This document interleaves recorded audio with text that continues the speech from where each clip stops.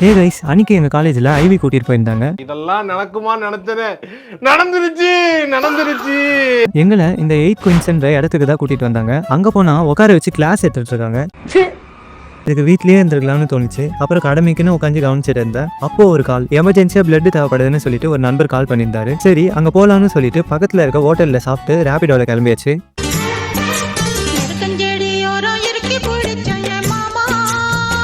Blood கொடுக்க நான் வந்திருந்த இடம் தான்.